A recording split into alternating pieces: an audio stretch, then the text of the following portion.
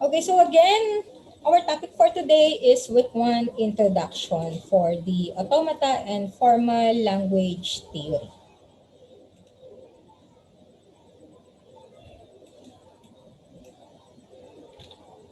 Okay, so the course learning outcomes or objective of this topic is by the end of this module, a student is able to number 1, define automata theory, number 2, identify the theory of computation, and number 3, identify the central concepts of algorithm. Okay, so the topics covered here are automata theory, theory of computation, language and grammars, central concepts of automata theory. So again, these are all about introductions. Okay, so now what is automata theory? So automata theory is the study of abstract computing devices or machines.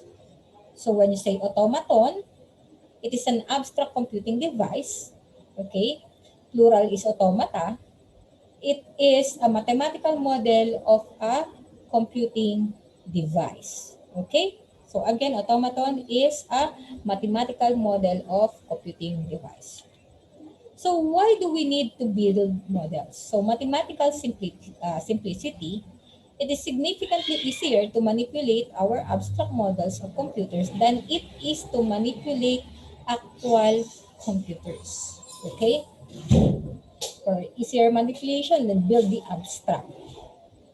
Intellectual robustness. So if we pick our models correctly, we can make broad, sweeping claims about huge classes or real computers by arguing that they are just special cases of our more general models.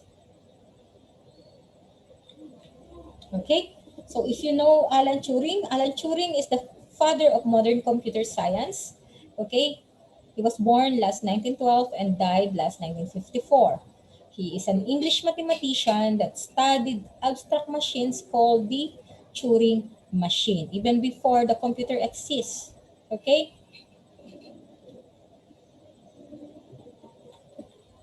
So the theory of computation, a historical perspective. So 1930s, Alan Turing studied the Turing machine, the decidability and halting problem.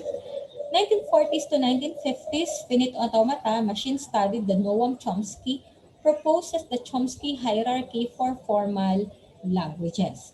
On 1969, Cook introduces the intractable problems or the NP-hard problem. 1970, modern computer science, the compilers, computational and complexity theory evolved. So these are the history of the theory of computation. So language and grammar. Language, this is a collection of sentences of finite length, all constructed from a finite alphabet of symbols. A grammar can be regarded as a device that enumerates the sentence of a language, nothing more, nothing less. Okay? So based on Chomsky, Information and Control from Volume 2, 1959. So this is the reference. So this is the Chomsky hierarchy. Okay? So this is the hierarchy of classes of formal language. So we have the regular DFA, we have the context-free PDA, we have the context-sensitive LBA, and we also have the recursively enumerable. Okay, so this is Chomsky hierarchy. Next, so the central concepts of automata theory have the alphabet, the strings, the power of an alphabet, languages, and finite automata. So we're using this summation symbol or the sigma symbol to denote the alphabet. Okay? So whenever you see the symbol, it means sigma or alphabet. Okay? So binary, so the alphabet is 0 and 1. So sometimes the alphabet can contain letters from A to Z. It can be small letters. It can be capital letters. It can be 0 to 9. It can be alphanumeric. So that is an alphabet. Okay, DNA molecule letters, ACGT, it's the same. So again, the composition of an alphabet, it can be lowercase letters, uppercase letters, 0 to 9, alphanumeric. Okay, strings. When you say string, this is a word a word is a finite sequence of symbols chosen from an alphabet. Empty string or epsilon, okay, epsilon is, wait, let me use my pen. Sorry for my writing. So this is an epsilon, okay?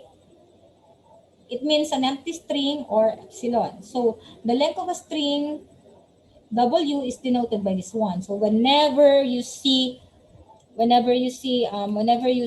vertical lines, okay, whatever the alphabet here inside or the variable, it means what? Length of a string. Okay? So for example, this is the given string. What is the length of the string? So to know the length of the string, let's try to count the given alphabet. 1, 2, 3, 4, 5, 6. So therefore, to write the answer, the length, so write the vertical lines and the variable, the length of the string x is equals to 6. Okay? So that's how you're going to write the length of a string.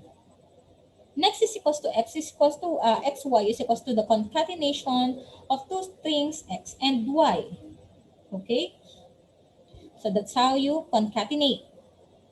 So for example, I have W, I have X, I have Y. I want to concatenate these three. So the concatenation of this is W, X, Y. Okay? So powers of an alphabet. So let alphabet be an alphabet. So this one, okay, this notation signifies the set of all strings of length K. Okay, when you see the symbol, the star, okay, this is the set of all strings of an alphabet, okay? And this one is, when you see the plus sign, it means the union of the different alphabets, okay? So L is said to be a language over an alphabet only if L is the set of all strings of the alphabet, okay? So whenever you see, let me use my highlighter. Okay, whenever you see the symbol, it means the set of all strings. Okay, meaning to say all possible length including 0 over the given alphabet. So let L be the language of all strings consisting of n zeros followed by an n once L, okay? So the language of all strings. The second number is with equal numbers of zeros and ones. So this is a sample language. Okay? Now, the symbol signifies the either empty set or empty language. Okay, next, given a string W, so we have the symbol again, the summation of the twin star, and then a set of all strings and a language L over the alphabet. Decide whether or not WL. So let W is equals to, given the binary here, okay, is W the language of strings with equal number of zeros and ones? If you're going to check, yes, there is an equal zeros, there are equals ones, so there are 3 ones, okay? So now, moving on. So this is the introduction of the finite automata. If you are familiar with the on and off switch, the switch of the light in your house, there are only two functions, as we all know. We only have on and off. So the starting state is always, of course, off. Your lights is turned off. Now, if you're going to press the button or the switch, of course, you're going to push that, it will turn on. That is your action. Then the state will change into on. And then if you're going to push again the button or the switch, which is currently turned on, it will turn off. Okay? So that is the on and off switch model. Okay? So now let's try to do the modeling recognition of the word then. Okay? Now, we have a sample transition diagram here at the bottom of the page. Okay? This one. Okay? This is the transition diagram. We always start with this one. So now to transition to recognize the word then, an empty state will transition T. Okay? Next, since it transition T, the state will recognize T. So the second letter from then is H. So it will transition H. So now the state will recognize H. That's why it will have TH. Now the intermediate state, okay, will transition again the next letter, which is E. So now the state recognizes E. So that's why we have THE. Next, the next state, which is this one, will transition again the last letter, which is then. So now the state recognizes N. That's why they will have then. To indicate that the word was recognized, you're going to put a circle to indicate that this one is a final state. Okay? So that's how you're going to recognize the word then. Okay? So next is the structural expressions. Okay, so if you are familiar with the regular expression class, so basically if you use the if you're doing your program, you can use your Visual Basic or Visual Studio, whatever you use, Visual C++, the Java. Okay, this is a format of a regular expression. So we use regular expression for what? If you want to assign a certain format that is only acceptable for the text box, okay? So this is regular expression. Next is a formal language. So a formal language is a set of strings. We said that L is a language or over an alphabet if it is a set of strings over the alphabet. So the language of palindromes over an alphabet ABC is the set of. How are you going to create a palindromes? Suppose that this is your given alphabet. Then you want to create palindrome. Enable for you to create a palindrome, you always have to start with an empty string. Okay? It always starts with an empty string. Okay, next. After that, what is palindrome? Any idea? Palindrome is something that if you read it on front or at the back, it should be the same. Okay?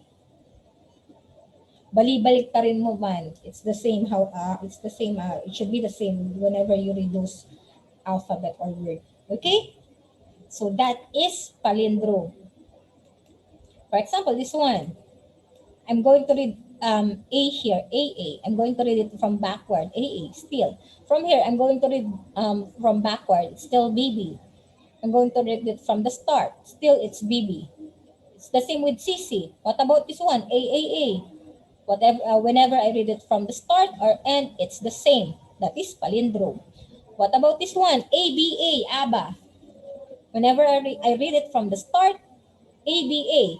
Let's try to read it backward from the last letter. So still it is ABA. So that is palindrome. So the set of all strings composed from letters is an alphabet. In alphabet is denoted by this symbol. So again, the symbol with the alphabet and the asterisk or the star, it means set of all strings. Okay? Formally, we say that L is a language over the alphabet. Okay, so it means language. So whenever you see the symbol, it means a subset of. Okay, so language is a subset of set of all strings. Okay, So finite automaton. So finite automaton is a simple type of mathematical machine for determining whether a string is contained within some language. Each finite automaton consists of a set of states connected by transition. Okay, so let's have an example of the finite automaton here. So again, this one inside the circle, the Q0, the Q1, the Q2, and the Q3 are the states. Okay, so the zeros and one are what we call the alphabet. Okay, so again, this is state, this is state, this is state, this is state. These are the input alphabet. Okay, now in a transition diagram, there is always an starting state. So starting state is indicated by this arrow, the incoming arrow with the word start, even without the word start. As long as you have the incoming arrow that is empty, that is start. This one, the double circle is indicated as the final or accepting state. So either you're going to call that accepting, either you're going to call that the final or the ending state, it's the same. Or from the Q0, either you're going to call that the starting state or the initial state, it's the same. Okay? Next, the set of strings that it accepts. If D is an automaton, we denote that the language of D is denoted by this notation. So W is an element of the set of all strings, okay, such that whenever you see the vertical symbol, it means such that D accepts the W. So DFA, it means deterministic finite automaton. So DFA are the simplest type of automaton that we will see in this course. So a DFA is defined relative to some alphabet. For each state in the DFA, there must be exactly one transition defined for each symbol in the alphabet. So this is called the deterministic part. There is a unique start state. There are 0 or more accepting states. So that's the end of our topic for today.